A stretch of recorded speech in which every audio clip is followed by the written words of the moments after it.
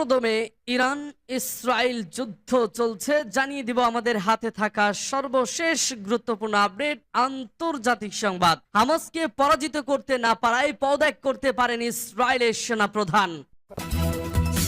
এরপর জানিয়ে দিব হুতিদের হামলায় আরো এক মার্কিন সামরিক ড্রোন ভূপাতিত। এদিকে ইসরায়েল বিরোধী বিক্ষোভে উত্তাল আমেরিকার 40 বিশ্ববিদ্যালয়, চাপে প্রশাসন। এবং জানিয়ে দেব ইসরায়েলের প্রস্তাব খতিয়ে দেখছে হামাস। সর্বশেষ জানিয়ে দিব ইসরায়েলের বিরুদ্ধে ফুঁসে উঠছে মার্কিন বিশ্ববিদ্যালয়গুলো, ব্যাপক ধরপাকড় ও নির্যাতন।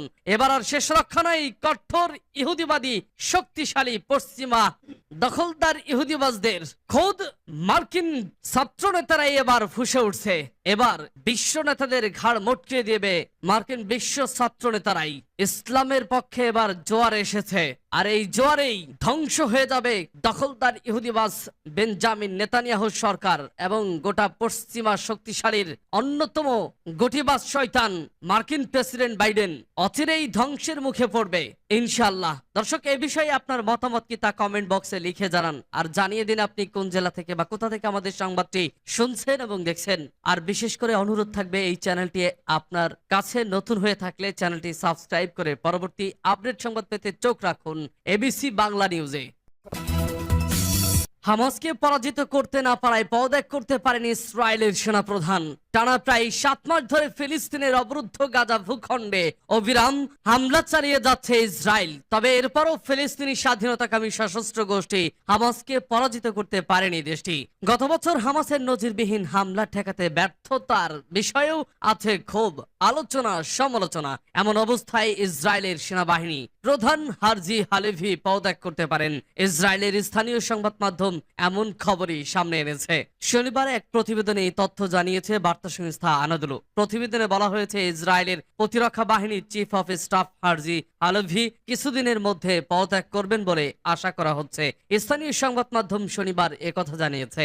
ইসরায়েলের বেসরকারি সম্প্রচারকারী চ্যানেল 12 জানিয়েছে, গত সপ্তাহে দেশটির সামরিক গোয়েন্দা প্রধান মেজর জেনারেল আহরান হালিভার পদত্যাগের পর এটা স্পষ্ট হয়ে গেছে যে 2023 সালের 7 অক্টোবর ফিলিস্তিনি গোষ্ঠী হামাসের হামলার পূর্বাভাস দিতে ব্যর্থ হওয়ার জন্য দায়ী সমস্ত কর্মকর্তাকে ঘরে ফিরে যেতে হবে। চিফ অফ স্টাফ থেকে শুরু করে সবাইকেই, এমনকি অনেক অফিসার যুদ্ধ বিষয়ক তদন্তের প্রস্তুতির জন্য আইনি প্রতিনিধিত্ব চেয়েছেন বলেও সংবাদ মাধ্যমটি জানিয়েছে।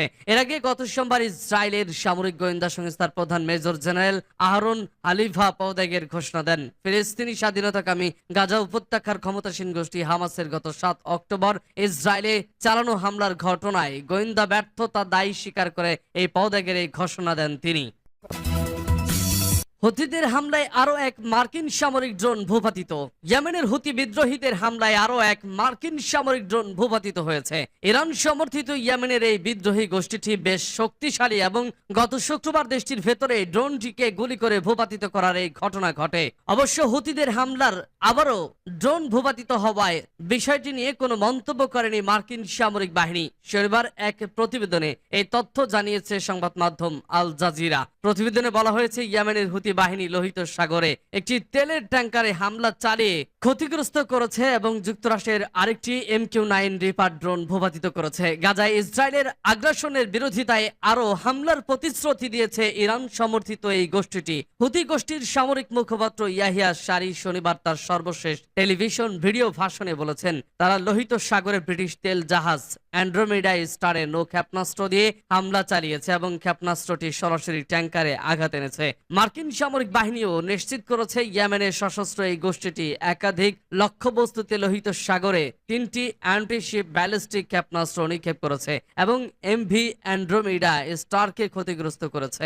জাহাজটি সম্প্রতি সিসিলিসে নিবন্ধিত একটি কোম্পানির কাছে বিক্রি করা হয়েছিল বলে রয়টার্স জানিয়েছে। মার্কিন সামরিক বাহিনীর US central command social media platform platform এক্সে দেওয়া এক পোস্টে বলেছে, হামলায় এমভি অ্যান্ড্রোমেডা স্টার সামান্য ক্ষতির কথা জানিয়েছে। হামলার পরও ট্যাঙ্কারটি তার যাত্রা অব্যাহত রেখেছে। হুতির সামরিক মুখপাত্র আরো বলেছেন, ইয়েমেনে তাদের আকাশ প্রতিরক্ষা বাহিনীর সাদা গভর্নরেটের আকাশ সীমায় একটি ক্ষেপণাস্ত্র সহ মার্কিন সামরিক বাহিনীর MQ-9 রিপার আক্রমণ ড্রোনকে গুলি করে ভূপাতিত করেছে। হামলার সময় ড্রোনটি শত্রুতামূলক মিশনে নিয়োজিত ছিল।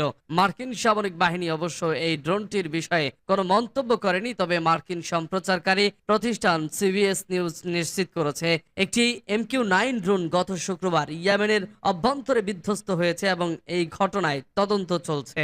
এই ধরনের একটি ড্রোনের দাম প্রায় 30 মিলিয়ন মার্কিন ডলার বলেও জানিয়েছে CBS নিউজ। আল জাজিরা বলছে, ফিলিস্তিনের অবরুদ্ধ গাজায় ইসরায়েলের আগ্রাসন শুরু হওয়ার পর থেকে এ নিয়ে তৃতীয় কোনো মার্কিন সামরিক ড্রোন গুলি করে ভূপাতিত করল হুতি গোষ্ঠী। এর মধ্যে প্রথমটি গত বছরের নভেম্বরে ভূপাতিত করা হয়, আর হুতিদের হামলায় দ্বিতীয় মার্কিন ড্রোন ভূপাতিত হয় চলতি বছরের ফেব্রুয়ারিতে। মূলত ফিলিস্তিনের গাজা উপত্যকায় দখলদার ইসরায়েলের হামলার প্রতিবাদে লোহিত সাগরে ইসরায়েল, যুক্তরাষ্ট্র এবং যুক্তরাজ্যের মালিকানাধীন জাহাজে হামলা চালাচ্ছে হুতিরা। হুতিদের ঠেকাতে ইয়েমেনের যুক্তরাষ্ট্র এবং যুক্তরাজ্য যৌথ হামলা চালালেও সেগুলো তেমন কার্যকরী হচ্ছে না। এছাড়া হুতিদের হামলার কারণে লোহিত সাগর দিয়ে জাহাজ চলাচল বন্ধ করে দিয়েছে বিশ্বের বড় বড় প্রতিষ্ঠানগুলো। বিশ্বের সমুদ্র পথে যত বাণিজ্য হয় তার 12% এই লোহিত সাগর দিয়ে হয়। এর আগে হুতিদের ঠেকাতে গত জানুয়ারি মাস থেকে ইয়েমেনের বিভিন্ন স্থান লক্ষ্য করে হামলা চালানো শুরু করে যুক্তরাষ্ট্র এবং যুক্তরাজ্য।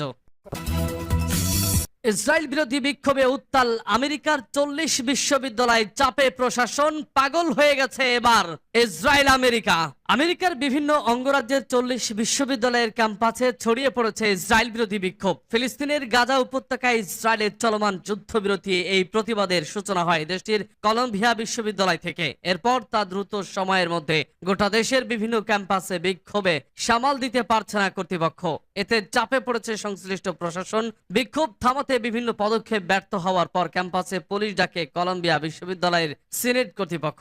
আটক করা হয়েছে 550 জন শিক্ষার্থীকে। কোথাও কোথাও শিক্ষার্থীদের ওপর পুলিশের নির্যাতনের বিষয়টিও সামনে এসেছে, কিন্তু তাতেও সমাধান হয়নি। উল্টো বিশ্ববিদ্যালয় সিনেট প্রেসিডেন্ট মিনোশি শফিকের বিরুদ্ধে তদন্ত চেয়ে প্রস্তাব পাশ হয়েছে। প্রস্তাবটি 62 থেকে 14 ভোটে পাশ হয়। শান্তিপূর্ণভাবে এসব বিক্ষোভ কর্মসূচি পালন করেছে শিক্ষার্থীরা। তাদের দাবির মধ্যে রয়েছে গাজায় যুদ্ধবিরতি ও ইসরায়েলের সঙ্গে সম্পর্ক রাখা থেকে তাদের প্রতিষ্ঠানকে দূরে রাখার মতো বিষয়। শুক্রবার রাতে NBC টুডের এক প্রতিবেদনে বলা হয়, আমেরিকা জুড়ে 40টিরও বেশি ক্যাম্পাসে বিক্ষোভ ছড়িয়ে পড়েছে। এসব ক্যাম্পাসে তাঁবু তৈরি করে গাজায় ইসরায়েলি হামলা বন্ধের দাবি করেছে শিক্ষার্থীরা। জানা গেছে বিক্ষোভ ছড়িয়ে পড়েছে বোস্টনের এমারসন কলেজেও। শুক্রবার রাতে সেখান থেকে কমপক্ষে 100 শিক্ষার্থীকে আটক করা হয়। এছাড়াও ওহাইও স্টেট বিশ্ববিদ্যালয় থেকে 24 জনের বেশি শিক্ষার্থীকে হেফাজতে নিয়েছে পুলিশ। জর্জিয়ার ইমোরি বিশ্ববিদ্যালয়ে শিক্ষার্থীদের উপর গত বৃহস্পতিবার রাবার বুলেট ও কাঁদানে গ্যাসের শেল ছোড়ে পুলিশ। ওই দিন দর্শন বিভাগের প্রধান নলি ম্যাকাফিকে আটকের পরপরই ক্যাম্পাসে উত্তেজনা ছড়ায়। আটকের আগে তিনি আটলান্টা পুলিশকে শিক্ষার্থীদের তাঁবুর দিকে এগোনোর একটি ভিডিও পোস্ট করেছিলেন। তিনি ওই সময় পুলিশকে থামতে বলার পর তাকে আটক করা হয়। ইমোরি বিশ্ববিদ্যালয়ে অর্থনীতির অধ্যাপক ক্যারোলিন ফহলিনকেও আটক করে পুলিশ। সামাজিক যোগাযোগ মাধ্যমে ছড়িয়ে পড়া এক ভিডিওতে দেখা যায় নিজের পরিচয় দেওয়ার পরও তাকে মাটিতে ফেলে দিয়ে হাতে হাত করা পরানো হয়। ইসরায়েলের প্রস্তাব খতিয়ে দেখছে হামাস। ইসরায়েল ফিলিস্তিনের গাজায় যুদ্ধবিরতি ও বন্দী বিনিময় সমঝোতা নিয়ে প্রস্তাব দিয়েছে। শনিবার ফিলিস্তিনের প্রতিরোধ সংগঠন হামাস জানিয়েছে দেশটির দেওয়া প্রস্তাব তারা খতিয়ে দেখছে। গাজার দক্ষিণাঞ্চল শহর রাফায় ইসরায়েলি বাহিনীর স্থল অভিযানের প্রস্তুতির পাশাপাশি নতুন করে যুদ্ধবিরতির আলোচনার ইঙ্গিত দেখা যাচ্ছে। স্থবির যুদ্ধবিরতির আলোচনা নতুন করে শুরু করতে ইসরায়েল পৌঁছেছে মিশরের একটি প্রতিনিধি দল। এক বিবৃতিতে হামাসের রাজনৈতিক শাখার উপপ্রধান খালিল আল হাইয়া বলেছেন, 13 এপ্রিল মিশর ও কাতারের মধ্যস্থতাকারীদের মাধ্যমে দেওয়া প্রস্তাবের বিষয়ে ইহুদিবাদী দখলদারদের আনুষ্ঠানিক জবাব পেয়েছে হামাস। প্রস্তাবটি খতিয়ে দেখবে এই সংগঠন। খতিয়ে দেখার পর এর জবাব দেওয়া হবে। জিম্মি মুক্তি দিতে স্থায়ী যুদ্ধবিরতির ওপর জোর দিয়ে আসছে হামাস। তবে হামাসের এই দাবি প্রত্যাখ্যান করেছে ইসরায়েল। এদিকে গাজায় ইসরায়েলের হামলায় 24 ঘন্টায় আরো 32 ফিলিস্তিনি নিহত হয়েছেন। এ নিয়ে গত 7 অক্টোবর থেকে গাজায় ইসরায়েলি বাহিনীর হামলায় 34,388 ফিলিস্তিনি নিহত হয়েছেন। আহত হয়েছেন প্রায় 77,500 জন। রয়টার্সের এক প্রতিবেদনে বলা হয়েছে, চলতি সপ্তাহে রিয়াদে ওয়ার্ল্ড ইকোনমিক ফোরামের সম্মেলনের ফাঁকে গাজায় শান্তি চুক্তি নিয়ে আলোচনা করতে ফিলিস্তিনের প্রেসিডেন্ট মাহমুদ আব্বাস কয়েকজন বৈশ্বিক কর্মকর্তা অংশ নেবেন। WEF এর সভাপতি বর্গে ব্রেন্ডে কথা জানিয়েছেন। ইসরায়েলের বিরুদ্ধে ফুঁসে উঠছে মার্কিন বিশ্ববিদ্যালয়গুলো ব্যাপক ধরপাকড় ও নির্যাতন। গাজায় ইসরায়েলের গণহত্যার বিরুদ্ধে যুক্তরাষ্ট্রের নজিরবিহীন ছাত্র আন্দোলন শুরু হয়েছে। শিক্ষার্থীদের পাশাপাশি এসব আন্দোলনে যোগ দিচ্ছেন শিক্ষকরাও। নজিরবিহীন এই আন্দোলন ঠেকাতে ব্যাপক মারমুখী দেশটির পুলিশ। নির্যাতন ও ধরপাকড়ের শিকার হচ্ছেন শিক্ষকরাও। বহিষ্কারের হুমকি দেওয়া হচ্ছে ছাত্রদের।